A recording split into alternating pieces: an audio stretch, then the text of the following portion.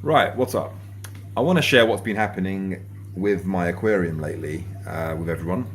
Basically, um, make sure you get yourselves a good test kit. Um, and until you get used to your bio load, check the NO3, obviously, once your tank is cycled and whatnot. Cut a long story short, as you can see, my NO3 is at a reasonable level. You may not be able to tell by the camera, but that is somewhere in the region between 25 and 12 and a half. Okay, so I would say it's maybe 15 or so, and I can breathe a sigh of relief. Basically, I've been losing fish slowly but surely, and I lost a dolphin of his spawn, the main male there. It really annoyed me, and I decided to look into everything. Basically, NO3 from the tap was coming out. It was fluctuating, but sometimes it was coming out 40. I found all this out literally today. What did I do to resolve this was I got myself some RO water and I added the buffer to boost the KH, the remineralizer. It worked. I added the appropriate amounts to get the KH up to 10, and I then pumped the water from the barrel into the tank, and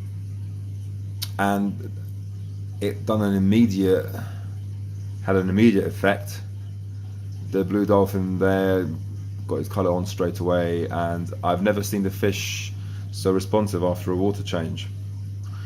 Now, the problem I was having was I wasn't checking the bio load. I learned all this myself.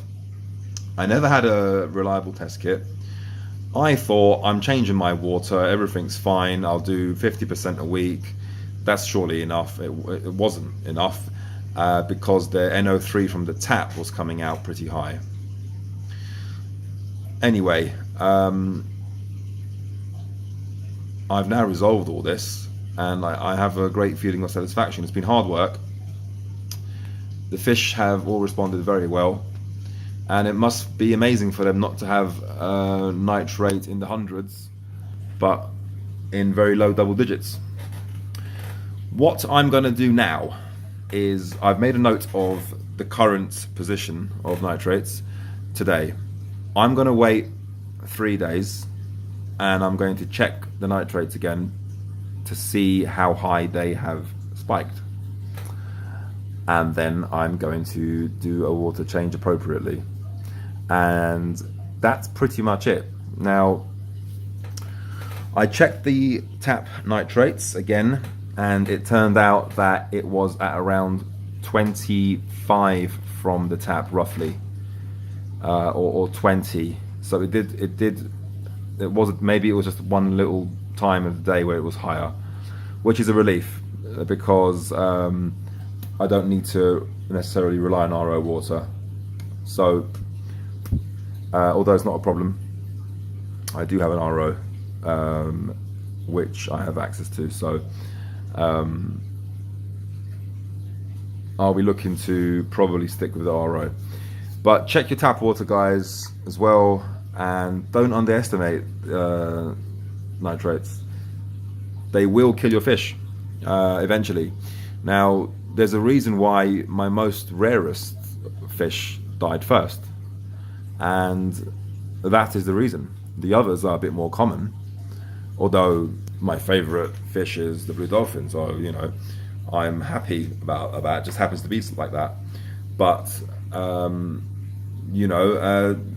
they were dropping slowly but surely. It doesn't take a lot. You just need to basically check your water, check and see how much NO3 is going up by. Do your water change and check your tap water, make sure it's sensible. To be honest with you, if you can keep the NO3 below 40 at all times, I think that's great.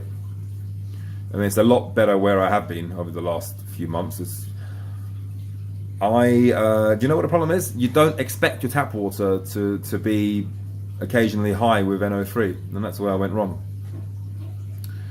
One other thing, today I've done a big water change. I personally wouldn't,